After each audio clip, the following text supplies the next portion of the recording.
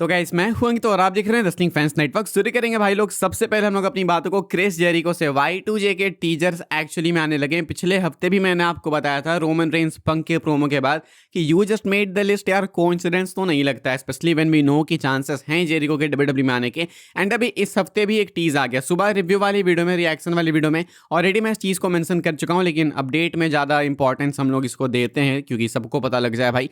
फिलहाल WWE वालों ने टीजर्स चालू कर दिए, ऐसा तो मैं कह सकता हूँ। पिछले हफ्ते पंक ने बोला you just made the list Roman के सामने, एंड ये आप सबको पता है कि you just made the list Chris Jericho की ही लाइन है, आइकॉनिक लाइन है। मतलब इससे ज़्यादा इजी रेफरेंस नहीं हो सकता कुछ भी कैच करने को। इस हफ्ते का रेफरेंस थोड़ा सा टफ था, इनफैक्ट ज़्यादा टफ था, लेकिन मैं आपको समझाता हूँ क्रिस जेरिको के बारे में आज क्या टीज किया पंक ने। ऊसोद से बात करते हुए जेरिको कहते हैं समवन लर्निंग ट्री, कहते हैं कि मैंने आफा से काफ़ी कुछ सीखा है समवन लर्निंग ट्री के नीचे बैठ के। अब ये लर्निंग ट्री है, देखो भाई एक्चुअल टीज जब AEW में थे जेरिको, इनफैक्ट वो अभी भी AEW में ही है अकॉर्डिंग टू अपडेट्स, एंड इनका एक गिमिक हुआ करता था। ज़्यादा टाइम पहले की भी बात नहीं कर रहा हूँ, रिसेंट की ही बात कर रहा हूँ। एंड ये जो गिमिक था इनका, ये लर्निंग ट्री गिमिक था, Chris Jericho the learning tree. तो ये उसका ही टीजर है भाई, ये कोइंसिडेंस तो नहीं हो सकता। चलो पिछले हफ्ते तो बहुत ही ऑब्वियस था कि you just made the list, मतलब डायरेक्टली जेरिको का रेफरेंस था। एंड इस हफ्ते वापस से आप इस चीज़ को डबल डाउन कर रहे हो, तो मोस्ट लाइकली भाई ये उनके ही टीजर्स हैं। एंड ऐसा तो नहीं है कि पहली बार है, इससे पहले भी WWE ने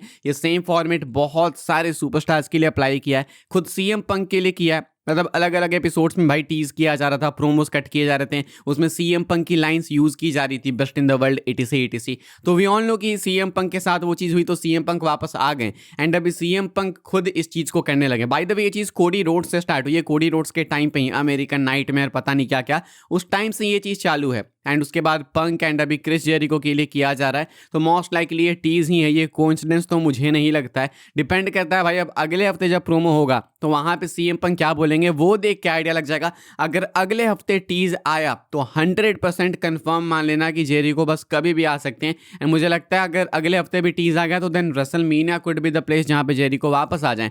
फिलहाल ये नोट करने वाली चीज़ है, इसको इग्नोर मत करना। आगे बढ़ते हैं, हम लोग बात करते हैं Finn Balor and Dominik Mysterio की। आज फाइनली भाई जजमेंट डे का इरप्शन हो गया, फाइनली भाई कितने टाइम बाद। एंड जजमेंट डे ये फैक्शन 2022-21 से ही चलते आ रही है, 22 से if I am not wrong. And जब फिन बैलर आए थे तो इन्होंने एज को किकआउट किया था, एंड अभी देखो फिन बैलर के साथ भी सेम ट्रीटमेंट हो गई।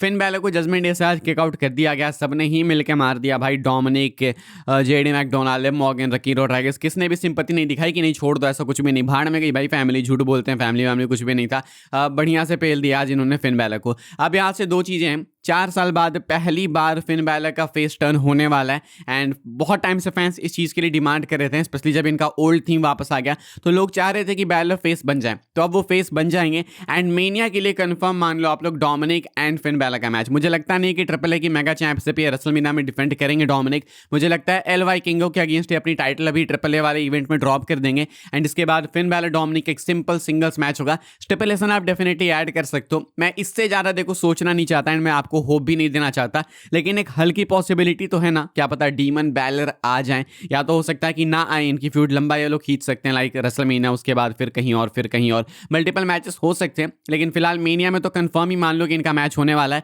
Dominic and Finn Balor square off करने वाले हैं रेसलमेनिया 42 में। आगे बढ़ते हैं भाई, हम लोग बात करते हैं अगली अपडेट के बारे में, जो कि कोडी रोड्स को लेके WWE का बैकस्टेज रिएक्शन क्या है कोडी रोड्स के ऊपर। जो भी हेटरेड मिली है, इतने डिसलाइक्स ये वो, इसके ऊपर WWE वाले क्या कहते हैं। WWE का रिएक्शन ये रसल वोट्स वाले शेयर करते हैं, एंड रसल वोट्स का कहना है कि there was said to be no real backlash to Cody Rhodes winning the undisputed WWE Championship on SmackDown. According to reports, people backstage are not displeased that Cody Rhodes is back on top, the guy who's led the company for the last couple of years. कहा जा रहा है कि इतने outrage कहा जा रहा है कि इतने आउटरेज के बाद, इतने बैकलेस के बाद भी कोडी रोड्स के ऊपर कोई भी रियल बैकलेस नहीं है WWE की तरफ से। WWE को कोई दिक्कत नहीं है।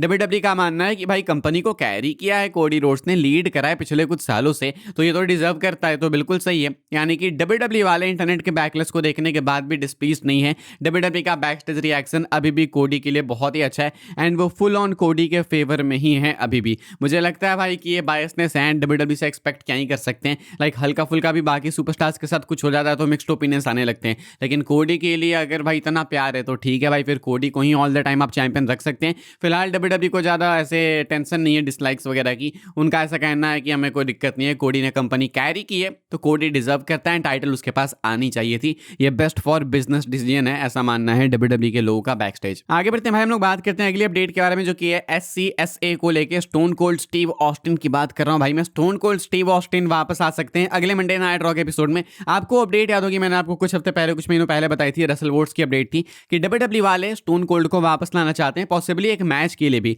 अगले महीना के लिए भी एंड इस महीना के लिए भी थोड़े बहुत चांसेस हैं। स्टोन कोल्ड स्टीव ऑस्टिन अगले मंडे नाइट रॉ के एपिसोड में आपको देखने को मिल सकते हैं। WWE is reportedly very hopeful that Stone Cold Steve Austin will make an appearance on next week's Raw. There has reportedly been conversations between Stone Cold and WWE for him to appear on 16th March episode. आपको मालूम ही है भाई कि 316 day WWE वाले celebrate करते हैं and 16 मार्च आपको मालूम ही है 316 होता है, तो बेस्ट अपॉर्चुनिटी है मंडे नाइट रॉ जो है भाई, अगला एपिसोड वो 316 को ही होने वाला है, यानी कि 16th मार्च को। तो इससे बेटर अपॉर्चुनिटी क्या ही हो सकती है। इंडिया के लिए भले वो 17 मार्च हो जाए, लेकिन यूएसए के लिए तो 16 मार्च ही है ना। तो ऐसे में डेफिनेटली आप एक्सपेक्ट कर सकते हो स्टोन कोल्ड स्टीव ऑस्टिन को वहाँ के लिए। बट द क्वेश्चन इज कि क्या ये एक सिंपल एक अपीयरेंस के लिए होने वाला है या फिर स्टोन कोल्ड पार्टिसिपेट करेंगे मेनिया में। We will have to see actually. WWE world वाले जो इवेंट्स होंगे रेसलमेनिया वीकेंड पे, वहाँ पे अवेलेबल होने वाले हैं स्टोन कोल्ड, तो पॉसिबिलिटी है कि अपीयर हो सकते हैं मेनिया में। एंड हो जाएंगे तो अच्छी बात है भाई, स्टार पावर काफ़ी ऐड हो जाएगी, क्योंकि अब हल्की हल्की तो फील मेनिया वाली आने लगी है ना। सेथ का जो भी चल रहा है, उसके बाद ये फिन बैलर वाला बिट्रेल हो गया, रोमन वाली कहानी एपिक है। इसमें तुम अगर सेलिब्रिटीज ऐड कर दो, आई मीन सेलिब्रिटीज जो टॉम ब्रेडी वगैरह हैं जिनके रूमर्स हैं वो ऐड कर दो, एंड इधर स्टोन कोल्ड जैसे लेजेंड्स आ जाए, तो परफेक्ट मीनिया हो जाएगी। फिर तो मुझे नहीं कोई दिक्कत दिख रही। देखते हैं क्या होता है, अगले हफ्ते पता चलेगा। आगे बढ़ते हैं भाई, हम लोग बात करते हैं अपनी आखिरी अपडेट के बारे में, जो कि रोमन रेंस को लेके एक बोल्ड प्रेडिक्शन की गई है रेसलिंग इनसाइडर की तरफ से। एंड ऐसा प्रेडिक्ट करना है कि रोमन रेंस रेसलमेनिया में शायद चैंपियन बन के निकल सकते हैं बाहर। रेसलमेनिया में रोमन रेंस पंक को बीट करके बन सकते हैं WWE वर्ल्ड चैंपियन। एंड्रू बेडेला को आप लोग जानते होंगे भाई, WWE के सोर्स हैं एंड काफी एक्यूरेट न्यूज देते हैं ऑल द टाइम। इन्होंने ट्वीट किया मंडे नाइट रॉ के टाइम पे, I got a feeling we could end WrestleMania this year with we the ones वाले साइन के साथ में। इनका कहना है, इनको ऐसा लगता है कि रेसलमेनिया की एंडिंग हो सकती है रोमन रेंस के साथ में, जहां पे रोमन रेंस वापस बैक ऑन टॉप पहुंच जाए। क्या यहाँ पे ये ब्लड लाइन की बात कर रहे हैं, क्योंकि यहाँ पे वो ब्लड वाली भी इमोजी एंड वो वी द वंस वाला तो चलो समझ आता फिंगर अप, लेकिन क्या ये ब्लड लाइन की बात है, क्योंकि ऊसोज भी इन्वॉल्व हो चुके हैं। आई डोंट एक्जैक्टली नो, लेकिन इसका मतलब यही हो ना, ब्लड लाइन इन्वॉल्व हो या फिर ना हो, रोमन जीतने वाले हैं इनके अकॉर्डिंग। तो अगर एंड्रू बेडेला कह रहे हैं, ये नहीं कह रहा मैं कि बिल्कुल अपडेट ही है, एकदम स्पॉइलर है, लेकिन अगर एंड्रू बेडेला कह रहे हैं तो कहीं तो इधर उधर से माहौल को परख के ही बोल रहे होंगे। तो फिलहाल चांसेस हैं कि रोमन रेंस रेसलमेनिया में जीतेंगे। एंड जिस तरीके से बैक टू बैक CM पंक हर हफ्ते कॉकी होते जा रहे हैं, रोमन को डिसरिस्पेक्ट करते जा रहे हैं, उनकी फैमिली को करते जा रहे हैं, रोमन का पलड़ा भारी होता जाएगा हर हफ्ते दर हफ्ते। बाकी फिलहाल भाई इस वाले वीडियो के लिए सारी अपडेट्स थी। आई होप्स आपको इन्फॉर्मेशन मिली हो तो वीडियो को लाइक कीजिएगा, शेयर कीजिएगा, सब्सक्राइब कीजिएगा चैनल को, ताकि आने वाले टाइम के अंदर आपको और भी सही WWE के अपडेट्स वगैरह सबसे पहले देखने को जानने को मिलते रहे। फॉलो कर सकते हैं आप लोग मुझे इंस्टाग्राम एंड ट्विटर पर, लिंक आपको मिलेगा डिस्क्रिप्शन में। ज्वाइन कर सकते हैं व्हाट्सएप चैनल को, उसके भी लिंक है डिस्क्रिप्शन में। मिलूंगा मैं आपसे अगली वीडियो में जल्दी ही, तब तक के लिए good bye, thanks for watching.